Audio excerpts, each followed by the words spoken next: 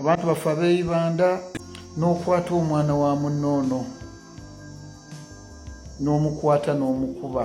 Owooluganda w'omusirikale yakubiddwa wuuyo omusajja watundooza osobola kiraba n'akafaananagana mwekali nga mukaawu nga bambi ennaku emuluma okutta omusirikale gwe battidde eyibanda abakungubazi gwe bakubye ne batta wabula ebigambo bye bingi naye nsaba owuliremu katini alabudde bannayuganda wano we tulaga wayinza okuba nga wakambwe nnyo kati ekibuzo kyange njagala ompe komenti yo omala okulayikinga ebyaddala abantu kye bakola kyali kituufu tekyali kituufu. Omusirikale agamba nti mwalugulidde ku pata bannayuganda ekyebuzibu bagenda kuba beeyibanda bokka oba Uganda yonna ate bujo bye bakuba byonna teekawo mu comment section. Saba message eno mugintambuliza akatandika mu kasharing katuke ku buli munnayuganda.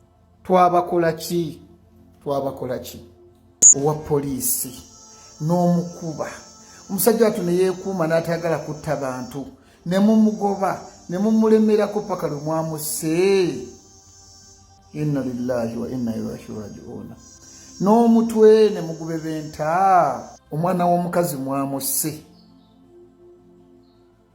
Bannange omuntu okubeera omusirikale yabeera gavumenti mbadde mmanyi gavumenti yemmwe abantu pozi nga nasoma bubi abantu beeyibanda kale naye buno naffe mwalugulidde gye luggalibwa bwebanga bwetyo bwe bantu betukuuma nga bwe mutwe bwe muli alhamdulillah mwebale nnyo mwebale dda mwatulaze ki kye muli mwatulaze ffe abasula ebweru abasula abayita mu mazzi abali waggoonya abafu amasasi nga tubafiiririra mwatulaze mmwe betufiiririra ki kituufu kye muli mwebale ne buli muntu akebere akube ettooki ewuwe oba ddala famire okuva ku bajjajjaabo ne bansisita bo okakasa toyinaamu musirikale mwasi omwana w'omukazi nga muyina abammwe mu magye mu poliisi ne mu bitongole ebikuumaddembe byonna lwaki temwassa abammwe ate nga mubalina kale. That is when somebody reaches a point of no return. Ye incident banansi gye baatuusizza ku mukuumaddembe singa ensonga eyo wabadde ogitegedde bulungi then wandibadde weebuuza twatuuse ddi mu mbeera eno because this incident is a precedent. Kibadde tekibeerangawo watching a soldier being mob justice bannansi nga bakyukidde mukuumaddembe kibadde tekibangawo era the fact that kibadde tekibangawo wandibadde weebuuza kyavudde ku ki okutandika kubanga tubadde tulaba bamukuumaddembe nga be batulugunya be bakuba bannansi and this is a shocker. In fact kino kyalibadde kikulaga nti bannansi babadde bagumiikiriza long enough kati buli bwokwata message n'ogiweereza bannansi then oba tonnategeera ani kazaala bulwa. Nze ndowooza mwe bakuumaddembe si mwe abalina obuzibu ne bannansi si be balina obuzibu wabula ababaduumira abatukulira abatufuga.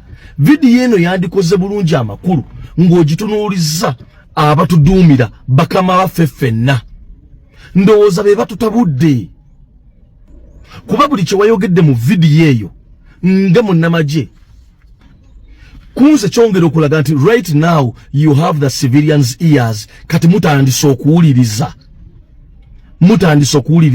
you have the civilians attention era olwa vidiyo eno gy'okoze basiviliani basikowalinze kuba kye babadde baagala.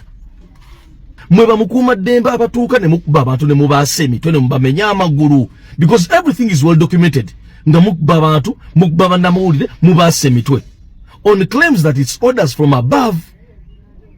Mwefudde bumasiini mwefudde mundu nti waliyo mukama wammwe yakola ogw'okunyiga trigger proving yourselves being innocent. Bannayuganda bane kyemugamba ffe okukola mu security okwewaayo okusavinga mu security tukume ensi zaffe bannange tumenya mateeka twazza gwa naggomola bane mutubuulire tuli baganda bammwe ffe nga nammwe bwe muli baganda baffe nkakasa teri wa leero Uganda family tayinaamu musirikale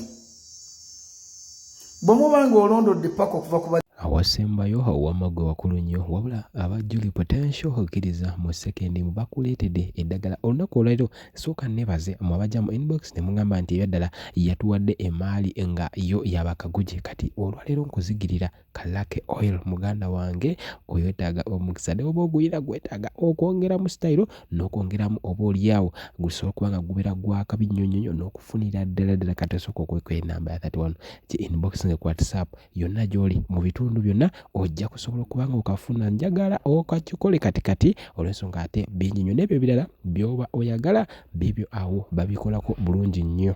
Tukolera mu bugubi nnyo, tukolera mu bugubi ne tukola ne mutatusiima.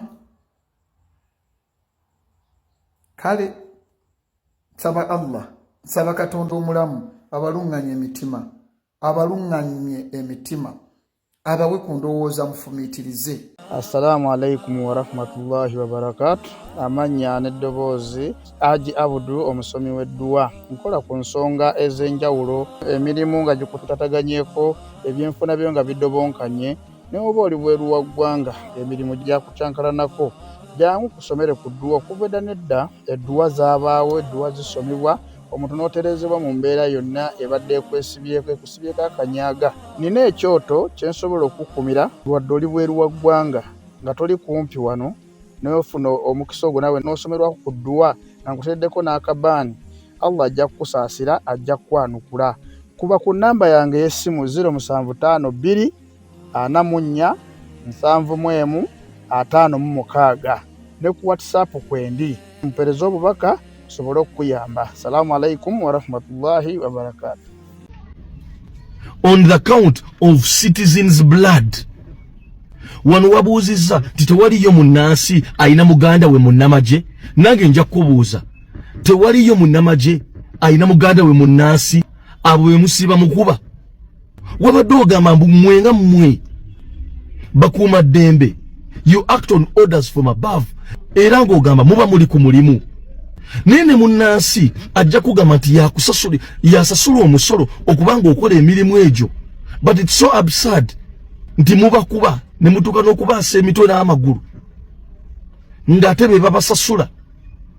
So when you try to justify yourselves playing a sympathy card on as to why you're treating the innocent citizens the way you are, the citizens will also treat you the same way and also try to look for justice. They will try to justify themselves as to why they're doing so to you. Sons and Woza, it is high time you sit your leaders on table. Mubabuze ebibuuzo bino. Lwaki mutuduumira okukola ebintu nga bino? Such atrocities towards the masses, towards the citizens, innocent citizens, unarmed citizens. Why have the citizens reached a point of no return? Okutuuka okukuba munnamaje, okutuuka okukuba mukuuma ddembe tekibangawo, which proves that citizens innocent. But whatever you've been doing to the masses is well documented. But to say to a point of no return. Put your leaders onto account. Ask them these questions. Nze ndowooza bw'onaakola video ng'obuuza bakama b'ebibuuzo bino byennyini by'obuuzizza munnansi, your video will hold more water. It will be more feasible. Ate genda kuba tugasizza ng'eggwanga ejja kuba eyongedde otugatta, ejja kuba eyongedde okukakkanya munnansi, ejja kuba eyongedde okuteekawo olutindo wakati w'abannansi ne bakuuma ddembe.